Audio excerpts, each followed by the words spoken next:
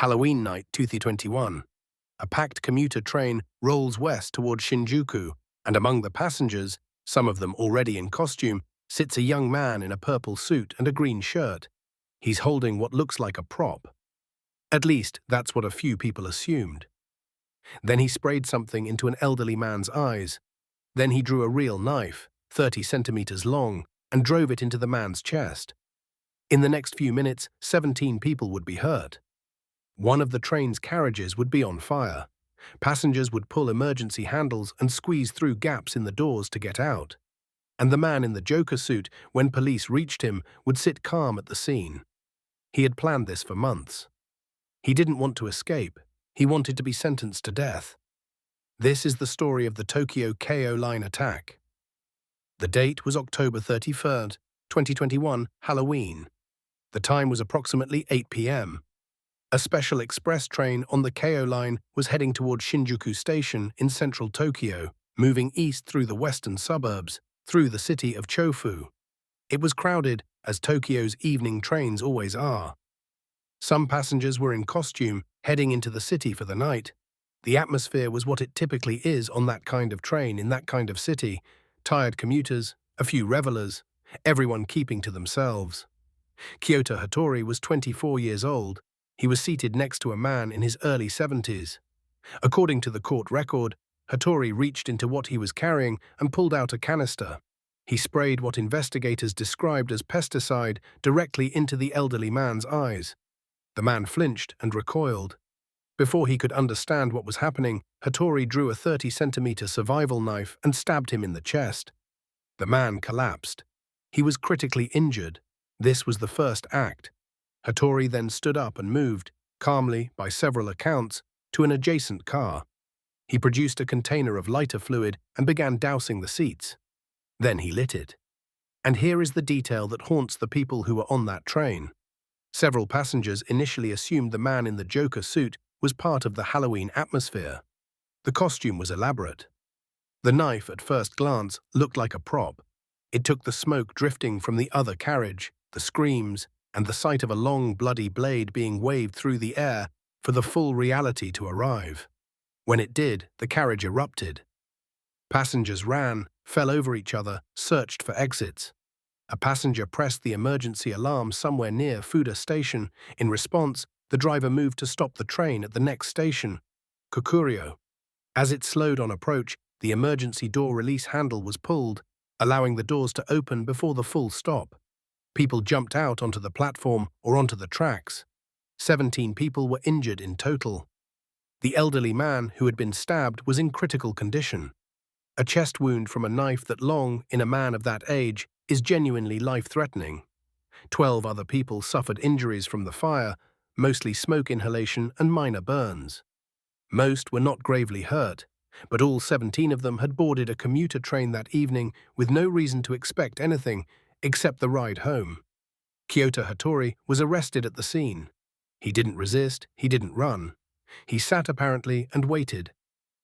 When investigators pieced together what Hattori had been doing in the months before the attack, what emerged was a plan that had been taking shape since at least late July 2021. In his phone, and this is established from the court record, not merely alleged, he had written notes to himself.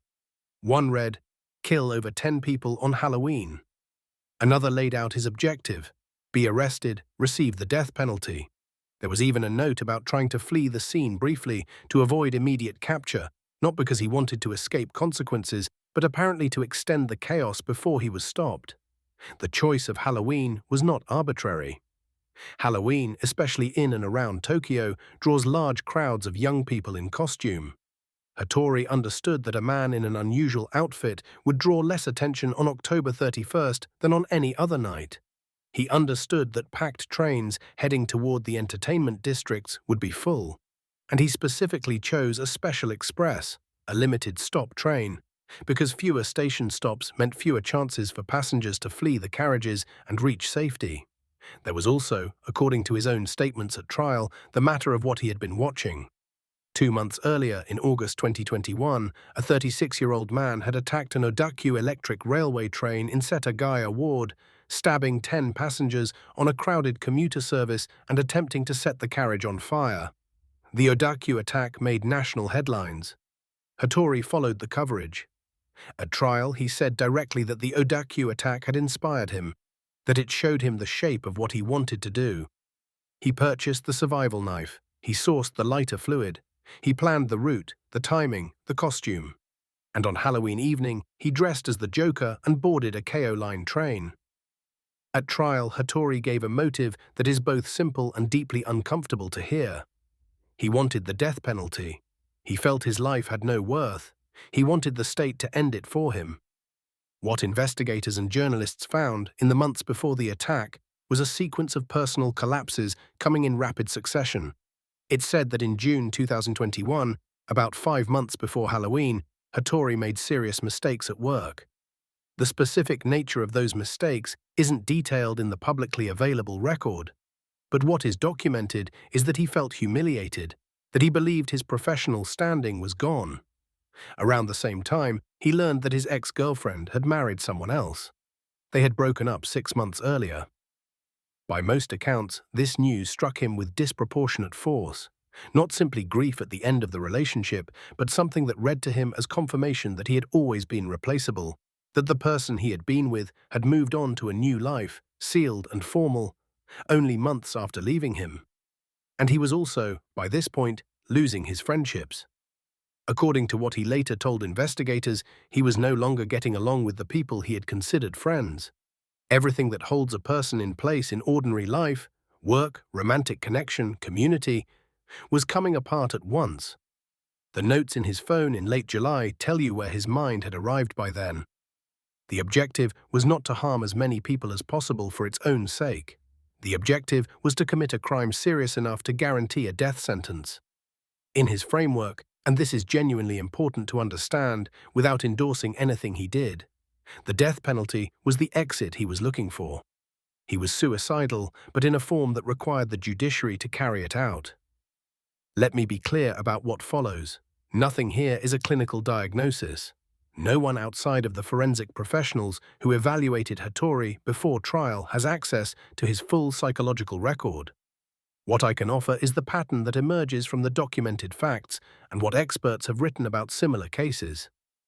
The behavior Hattori described is sometimes characterized in forensic literature as suicide by proxy or indirect suicide, the use of the criminal justice system as a mechanism for a death the person cannot or will not inflict on themselves. It's not unique to Japan, but it has appeared with notable frequency in high-profile Japanese criminal cases. There's a specific logic to it. If execution by the state is the outcome, then a crime serious enough to earn that outcome becomes, in the perpetrator's mind, a kind of solution. The court, in this framework, becomes the instrument. What complicates this in Hattori's case is the Joker. It's said, and this is consistent with what he told investigators, though not fully verified across all accounts, that he described the character as one he admired. That is worth pausing on. The Joker, particularly after the 2019 film, became a cultural reference point for a very specific kind of male despair.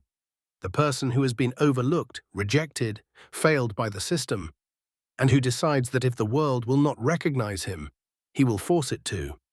It's a character defined by nihilism and the performance of chaos. The fact that Hattori chose that costume on that night for that act is not incidental.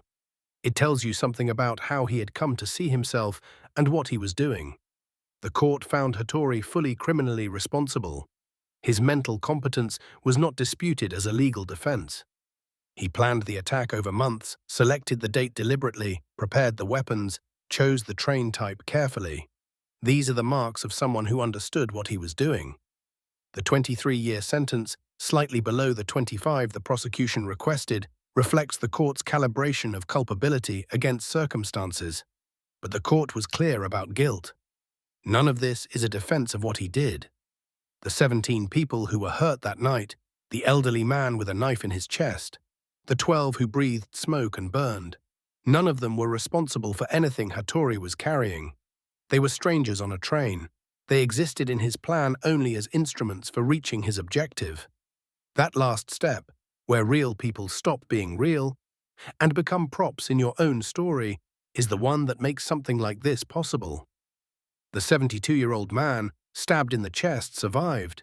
That is not a given. A knife of that size in someone that age could easily have been fatal. The fact that it wasn't is partly the train's emergency systems working, and partly something we can't fully account for. The Tokyo Keio Line attack happened on the last day of October 2021. By November, Japan was already dealing with an echo of it.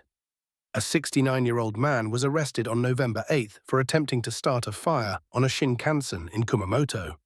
He told investigators he had been inspired by what he had seen in the news coverage of the Keio attack. 8 days between them. The Keio attack itself, Hattori told the court, had been inspired by the Odakyu attack in August. 3 attacks on commuter trains in 5 months, each one feeding the next, each one carried out by someone who felt entirely outside of normal life and had found in the most extreme act they could imagine a way to matter to the world before they were gone. Japan has one of the lowest homicide rates of any developed country. That is a real fact and a meaningful one. But it coexists with a quieter crisis. Men, often young, often isolated, often without language for what they're carrying, who collapse inward and then in some cases outward into violence. The COVID-19 pandemic had made the isolation worse. The economic pressures of precarious employment had made the instability worse. And the copycat dynamic, attacks on public transit covered extensively in the news, inspiring attacks on public transit, is something Japan's broadcasters and newspapers were forced to reckon with. After the Keio attack, security staff presence was increased at Keio Line stations. Passengers were urged to locate emergency buzzers on their trains before they ever needed to use them. Rail companies published guides on how to find emergency door release handles. The open boarding model, no baggage screening, no security checkpoints at the gate, was debated and then largely kept. The Keio Line runs the same way today: the handle on the emergency door, the passenger who pulled it, the alarm someone found and pressed in the dark. That is what kept 17 injuries from becoming something worse. If you've been watching this series, you know these cases don't end with easy answers. What they end with is a question worth carrying. What does a society owe to the people who have come completely unmoored from it, before they reach the point of no return? That's what stays with me from this case. If you want to keep thinking about these questions with me, stick around. There's more where this came from. The subscribe button is right there. And I'll see you in the next episode.